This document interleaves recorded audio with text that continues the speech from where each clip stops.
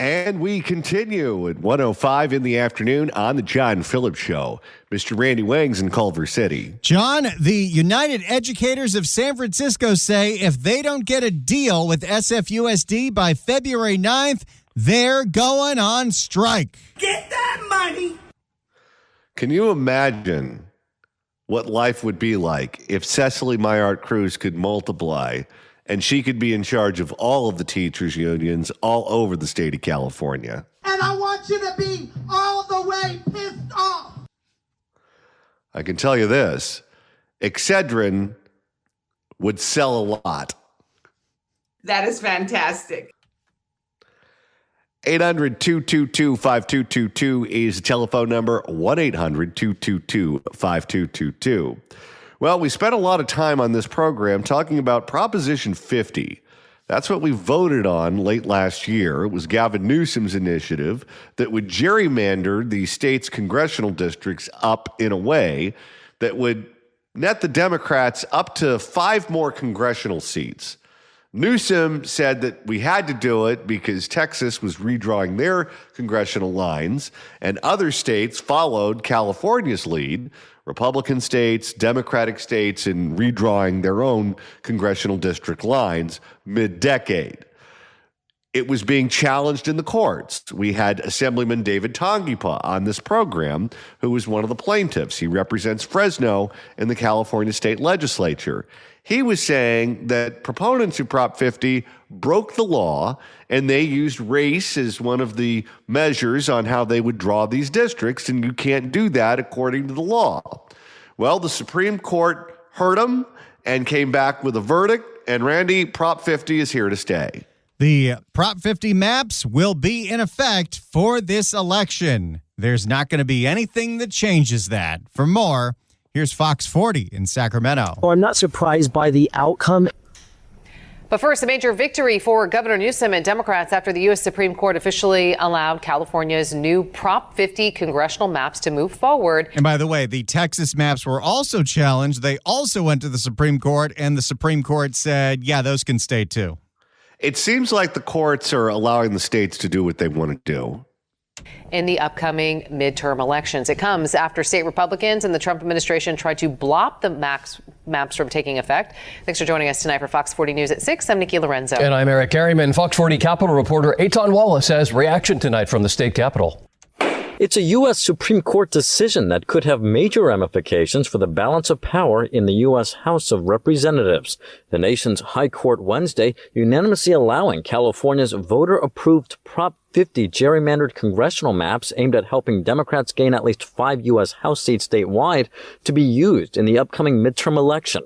State Republicans and the Trump administration's U.S. Department of Justice sued to block the maps, arguing they were illegally racially drawn to favor Latinos over other racial groups.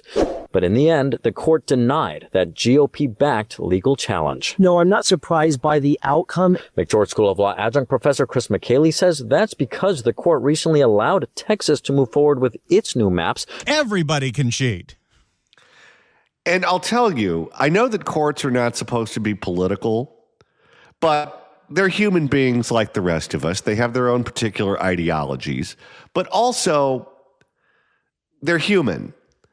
And if you are a judge and you know that the will of the people in a particular state is to do something, as it was in Texas, as it is in California, as is the case in other states, do you want to be the person that stands in the way of the people and the popular will? It seems like most judges, or at least in this particular case, don't. Designed to help Republicans pick up 5 U.S. House seats there. The majority opinion in that case dismissed claims of racial gerrymandering in the new Texas maps and hinted a similar ruling could be coming for California's Prop 50 maps. If you're doing it for political reasons, that's fine. That is what the courts have said. Well, what's wild is in each state, the dynamic is going to be different. Because with COVID, what happened was the snow globe was shaken. And you saw a lot of populations changing. You saw some states like Florida and Texas and Arizona gain population, and you saw other states like New York, Illinois, Rhode Island, California, Massachusetts lose population. California, with Prop 50, drew 5 more seats in for the Democrats.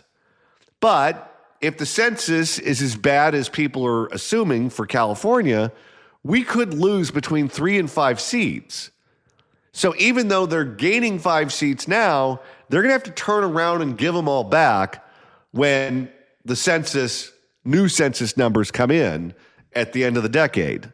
And those fights as to who gets to run in those seats is going to be ugly. Oh, it's going to be super ugly because the fights are going to be over 2 different things primarily. It's going to be over race. Different racial groups think that they're entitled to certain seats, and they don't want people from other races coming in and taking it away from them. And the other thing is age. And this is really accelerated since Biden was forced out of the race in 2024, where there is,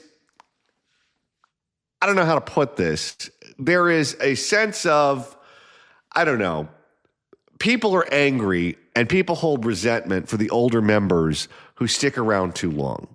And if you are someone who's in your 80s and you're in a very safe seat and you have people underneath you who are terming out of office and there's no place for them to go, and you stick around because you're comfortable and because you can, my guess is those people are going to be targeted. Think about Maxine Waters, who's 87 years old. Doris Matsui up in Sacramento, she's 80-something years old. How long do these people plan on sticking around? And if you're going to target someone, you're redrawing these lines, it's a nice, convenient way to just nudge these people out. Essentially, they said those political reasons overrode the potential legal challenges under the Federal Voting Rights Act and the federal Constitution. And they even referenced California's subsequent adoption of its politically drawn maps. And so applying the same logic to both, it's not a surprising outcome. Governor Gavin Newsom's press office calling the decision a massive win for Californians. The governor... I love how his press office is its own person now. Oh, yes. That press office, man, you want to talk about an off-the-rails department in California government. Putting the cast of Glee in charge of his Twitter account was a real great decision. I mean, it's worked out for him so far. It's worked out so far, but I'm telling you, it's also going to be the downfall. The governor writing this, quote, Donald Trump said he was entitled to 5 more congressional seats in Texas. He started this redistricting war. He lost, and he'll lose again in November. GOP Clovis Assemblymember David Tongipa was among the plaintiffs challenging the Prop 50 maps. It's frustrating. We're going to turn our attention to the 2026 election. It all comes in a state that, before Prop 50, had just 9 of its 52 congressional seats held by Republicans. With the new maps taking effect this election, that number of GOP-held House seats statewide is expected to drop, with Rockland Republican Congressmember Kevin Kiley potentially impacted. I'm obviously not happy that my district has been sliced into 6 different pieces. I do think gerrymandering is bad. And have you seen what's going on with Kiley now is he's deciding which one of these 6 districts he's going to run in. And so he's ruling one out week by week. And there's really no good answer because these aren't communities of interest. I mean, go back to Doug LaMalfa's seat, the guy that just died, the congressman from, I think it's Lassen County. Instead of having a rural North State district that produces a member that looks out for rural North State interests, what they did was they drew this district that looks like a phallic-shaped object that goes all the way from the North State to Marin County. And the population center in that district is Marin County. Well, guess what? That means Marin County is going to be able to choose the representative, and the people in the North State will have no representation at all in Congress. And to make that whole matter even shadier, Mike McGuire is now running for that seat, the former state Senate pro tem who voted on these maps. Oh, yeah, that was the payoff, because there was no way Prop 50 was going to get through the legislature without him and Assembly Speaker Rivas signing off on it, and both of them now have districts to run in. There's been some hogwash. Apparently, Kiley is looking at the only seat where he might be able to win is if he runs against Tom McClintock. Oh, boy. And then you have that fight in Orange County now between Ken Calvert and Young Kim. It's going to be an ugly 2026 for the surviving Republican seats. It is, but then just give it 4 years and the Democrats are going to deal with the same thing because we're going to lose 4 or 5 seats. I do think gerrymandering is bad for democracy. And I think that's true wherever it happens. It doesn't. And he, put his money where his mouth is. He wrote a bill that would have banned this practice nationwide, never made it to the House floor. No, and that put him on the opposite side of the speaker because the will in Washington, D.C., among Democrats and Republicans is this. In California, it costs a fortune to protect these seats. In New York, it costs a fortune to protect these seats. So if you just make all of the seats in California and New York and places where it's expensive, just one party or another, the seat just belongs to someone, and you just don't play in that race at all, well, you save a ton of money. Because if you can spend money on a congressional district in, let's say, rural Indiana or rural Texas, the media markets there, if you're buying time in Abilene, is very different than if you're buying time in LA or San Diego or San Francisco. So from the point of view of both the national, I'm not talking about the state, the national Democratic and the national Republican parties, this was a good deal because it saves them a ton of money. And I think that's true wherever it happens. It doesn't really make sense to have politicians drawing their own district lines, picking their own voters. It should be voters who pick the politicians. Now, the timing for all of this is significant because the window for candidates to officially declare which districts they're running in opens Monday. Reporting at the state capitol, covering local news that matters, Eitan Wallace, Fox 40 News. So there you go. Prop 50 is here to stay. Those maps will be in effect for the 2026 midterms. And Gavin Newsom, of course, counts this as a big political win for him back in 2025. He feels that the wind is at his sails right now in 2026. Well, that thing did pass by over 60% in almost every county. It did. It did. Now, that leads us to where we are right now, which is Gavin Newsom is trying to make sure he lines up all his ducks in a row before he launches his campaign for the presidency.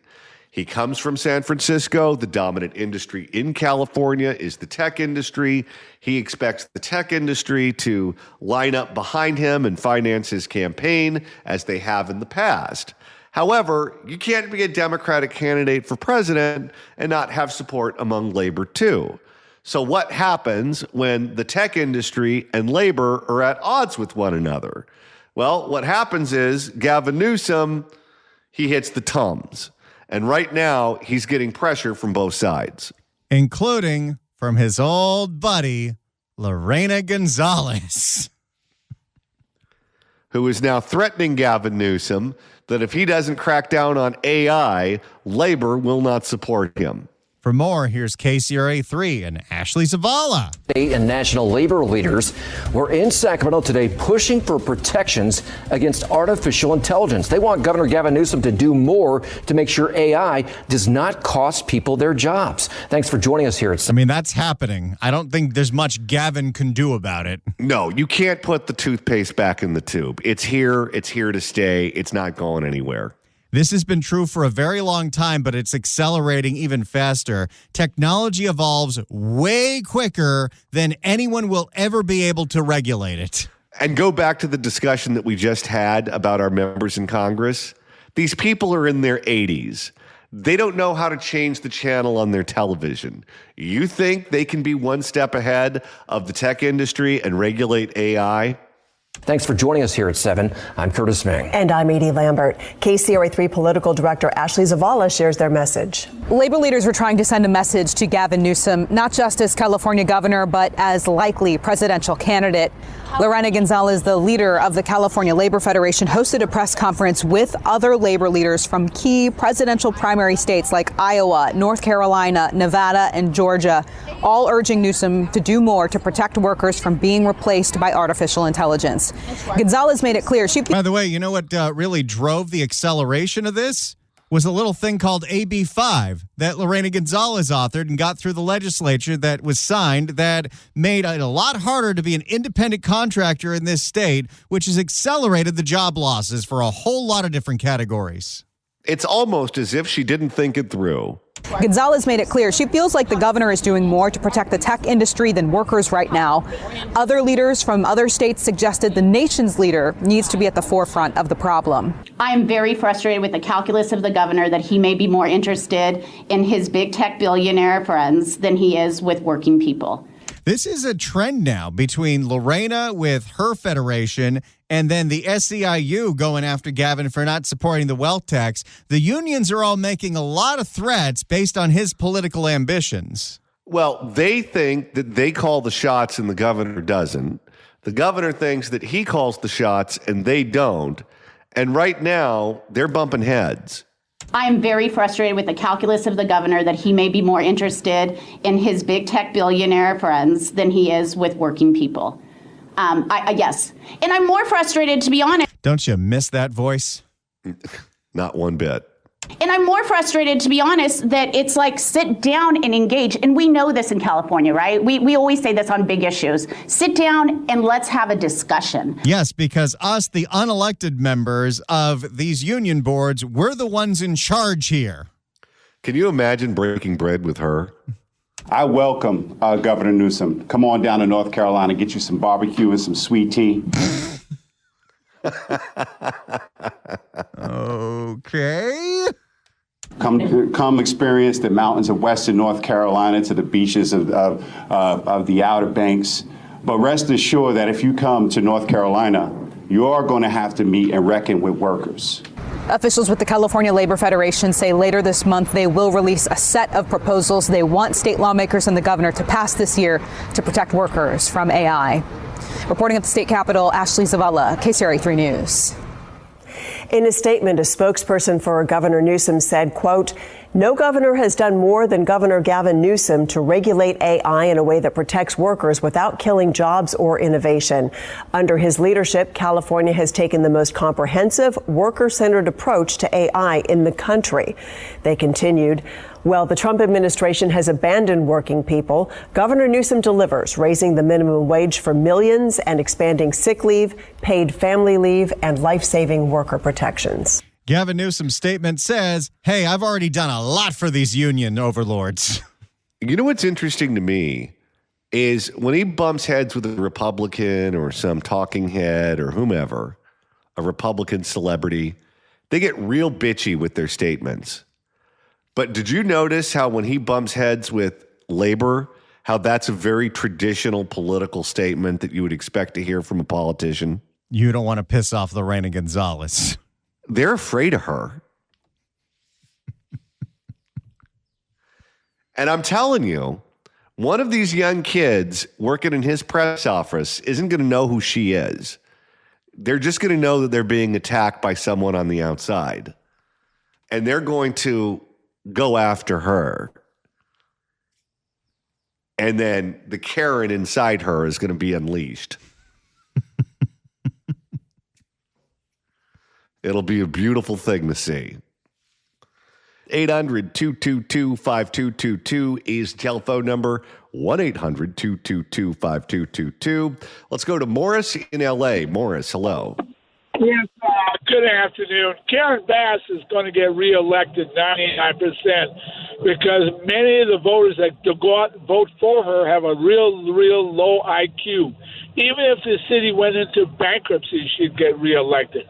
The people don't know what they're voting for. And Rick Caruso should be a true Republican. All right, this drastic change is going to be made for the city of L.A., and Karen Bass is not the lady to make the changes. All she is for socialism, sanctuary city, the homeless, and the registered voter, the taxpayer that actually support the city get nothing. And unfortunately, many of the people that live, the residents. All right. I think we just lost you there, but thank you for the call, Morris. We're up against a hard break anyway. 800-222-5222 is the telephone number. 1-800-222-5222. If you'd like to email the show, you can do so at johnnydon'tlikeshow@gmail.com. That's johnnydon'tlikeshow@gmail.com.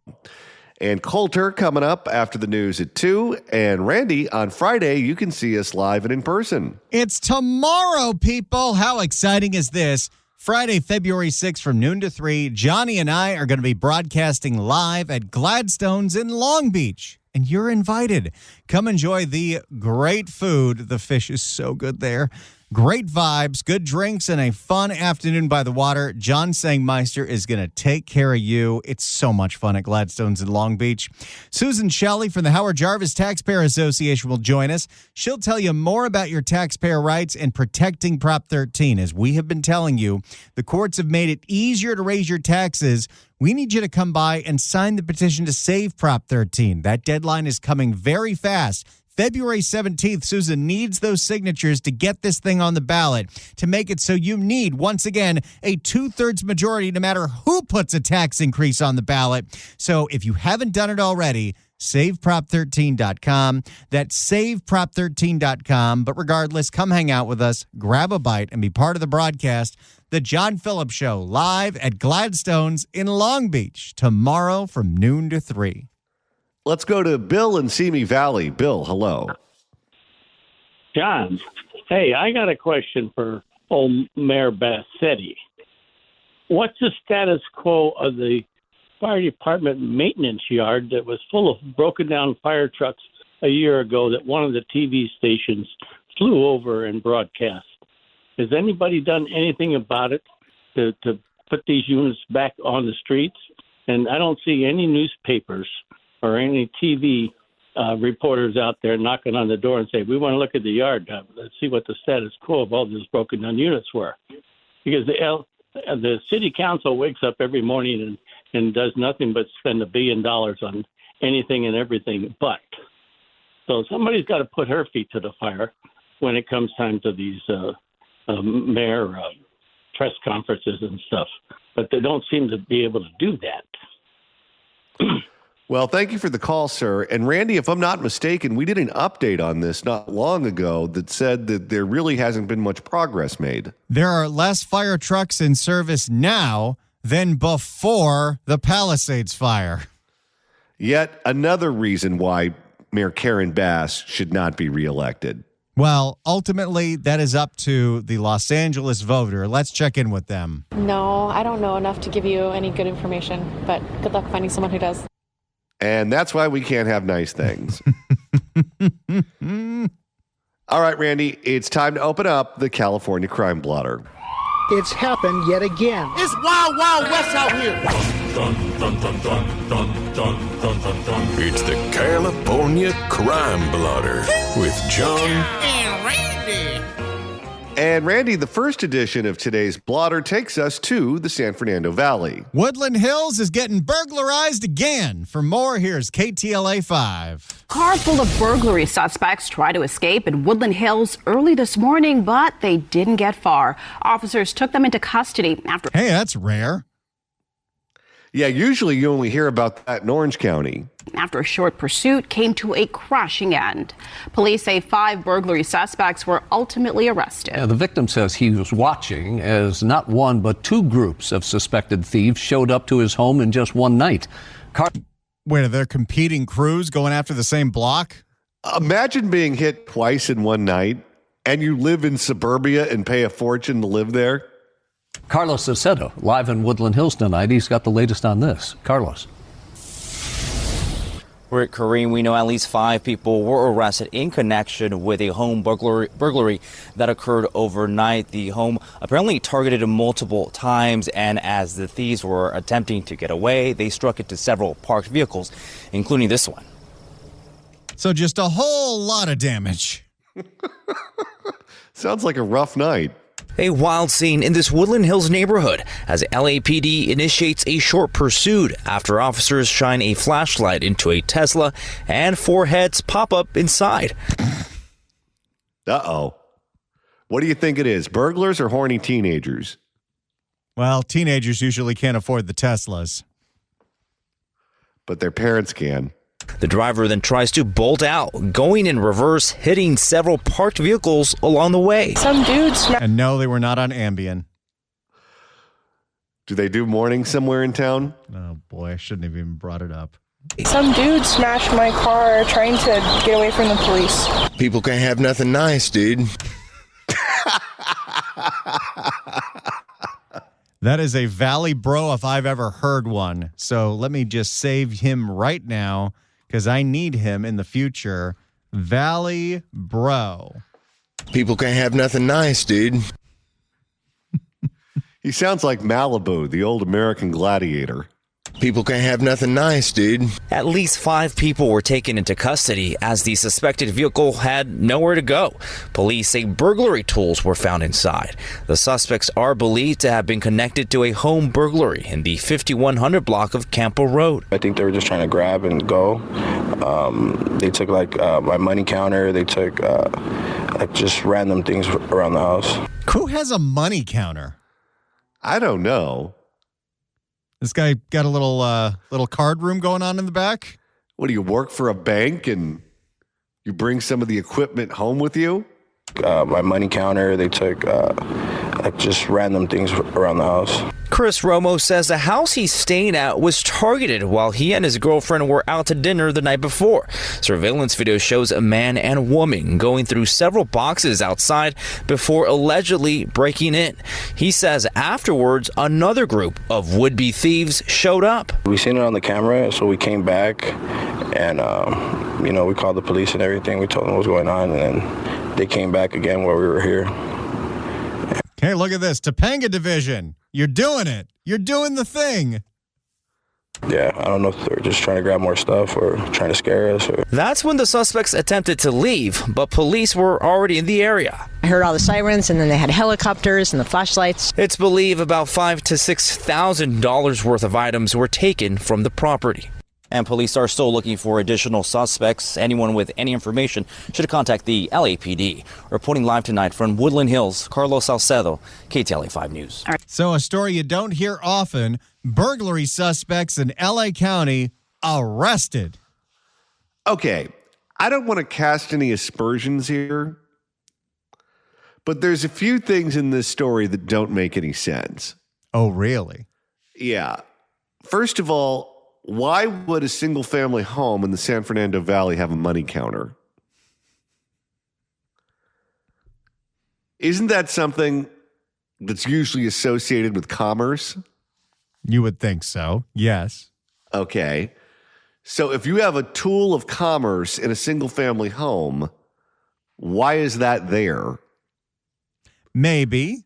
And you don't know what this could be. It could be that maybe they take $100 bills, they get them into the bank, they cash them into all ones, and they put them in the money counter to make sure that they have 100 ones, and then they go to the strip club. Okay. So you have horny teenagers in the car and horny homeowners in the house. It's all possible. People can't have nothing nice, dude. And then the burglars came back a second time as if there was unfinished business. Well, that could have been a second crew. Like you've got a whole bunch of different people that all want to rob this one house. So you think they just got randomly hit twice? There could be more to this story. Or they were looking for something very specific in this house with a money counter. And then the third thing that makes no sense to me is something you brought up. Usually when these things happen, the bad guys are in stolen Kias. They're in a Tesla. They're in a Tesla, and there was 4 of them. That seems like not your average burglar. More upscale burglar, if you will. You've worked your way up in the world. You started with a stolen Kia. Then you upgraded to a stolen Hyundai. And now you stole enough stuff that you've probably got your own Tesla. Now, I'm not going to make any allegations here because I know basically what you know, what we just heard from that report. But it seems like salient information is being left out here. People can't have nothing nice, dude. And right now it's time to reopen the California Crime Blotter. If the cashier is dummy. We couldn't make this stuff up if we tried. I said, hell no, baby boy. Let me get up on out of here. It's the California Crime Blotter. And Randy, this edition takes us to the state capitol. Sacramento apparently is in competition with Oakland about one embarrassing feature. You know, this has really been an issue for the city. You mispronounced the name Oakland, and I think you were just going to clarify with that clip.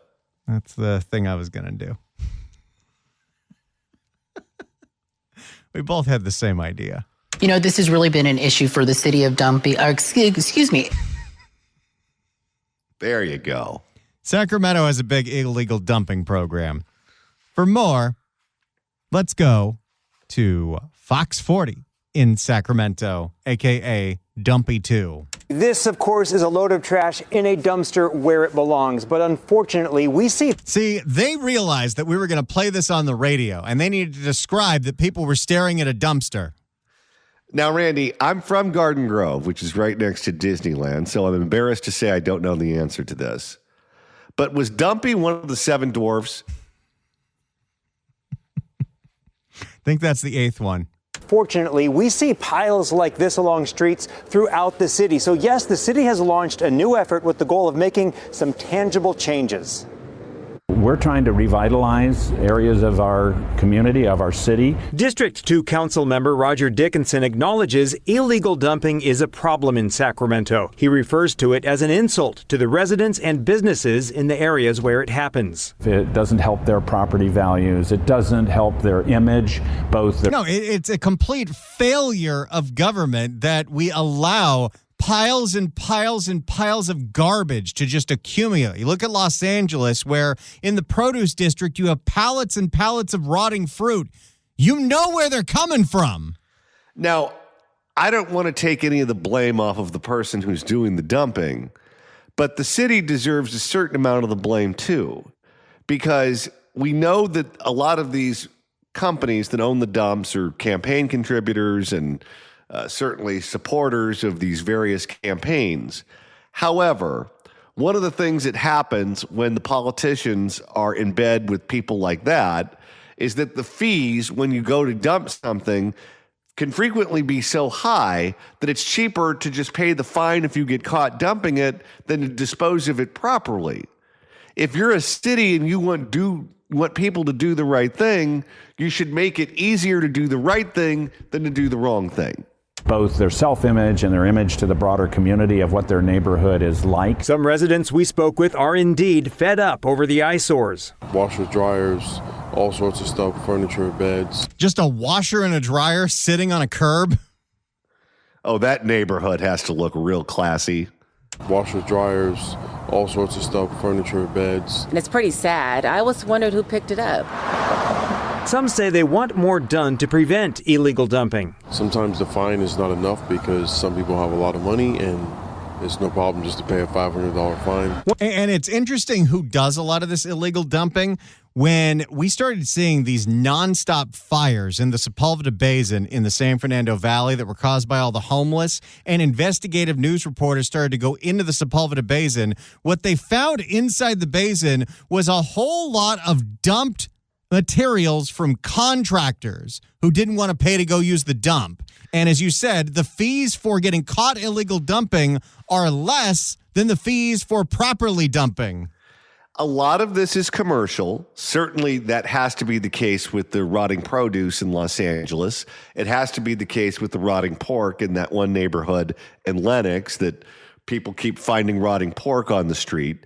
But it's also crime. I mean, don't forget that one story that we did where there's one spot in Los Angeles where people who steal ATMs dump the ATM after they've taken all the money out of it.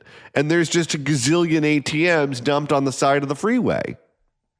It's no problem just to pay a $500 fine. One person suggested providing more options for people to take large loads to a dump without fees. If they don't have money to pay rent, how do you have money to go dump somewhere that you're legally supposed to dump it at? The city of Sacramento has identified areas that are hot spots for illegal dumping. Dickinson is on the city's Budget and Audit Committee, and at a meeting this week, the committee launched a new effort to address the problem and come up with solutions to more effectively and efficiently curb illegal dumping. Right now, if there's illegal dumping in the street, The way the solid waste department responds to that is just if there's a truck, a refuse truck in the vicinity that has time, they go by and pick it up. Well, I would like to see that become much more intentional, that when we get a report of illegal dumping, that there is actually a vehicle that's assigned to respond to that report in a relatively brief period of time. Dickinson says the new effort... Well, you have to do two things. You have to remove these items when they're dumped on the side of the road. Otherwise, it becomes blight, and the neighborhood looks like it's completely trashed. And if the neighborhood looks like it's trashed, guess what? One thing leads to another, and the crimes go from small to severe. We know this through the broken windows theory of James Q. Wilson. But the other thing is, you have to crack down on it. You have to make it so that it's easier to do the right thing than the wrong thing. And if you do the wrong thing, the city's going to come down on you like a ton of bricks.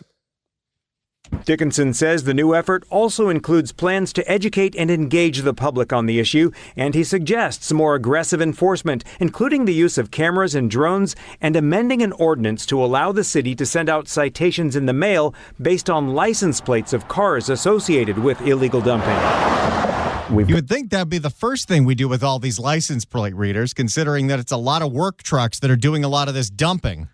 But how often do we do these blotter stories where if you really wanted to find the person, you have the relevant information to find them? They just don't want to find them because they know that the DA and the court system won't do anything with it.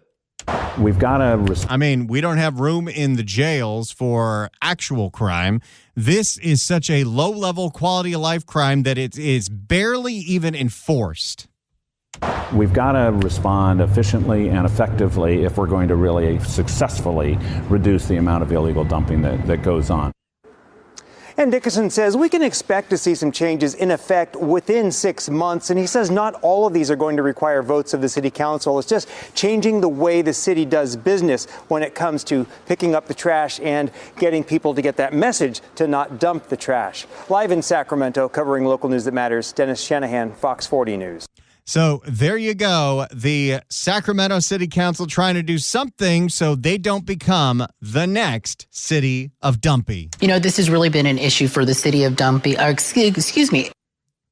Let's go to Cheryl. Cheryl, hello. Hello. Hey, in 1979, I was the first and only garbage woman they ever had in Tuolumne County. That's my one claim to fame. But what I called to talk about is we also had the very last free dump in the state of California. And the solution, it was a wonderful solution because I was also a college student there at Columbia JC. And on the weekend, you just, get your trash together, something to do. You were allowed to salvage what you wanted. But in addition to that, someone was salvaging, and they had a big yard there, like a big outdoor sale, the things that you could sell. And there was no trash on the side of the roads. So it's something, I know it's socialism to have, free garbage service, but maybe it's a time we revisit that instead of giving all the money for the illegals and everything else. All right. Well, thank you for the call. I appreciate it. I bet it was a lot cleaner back then in the state of California, too.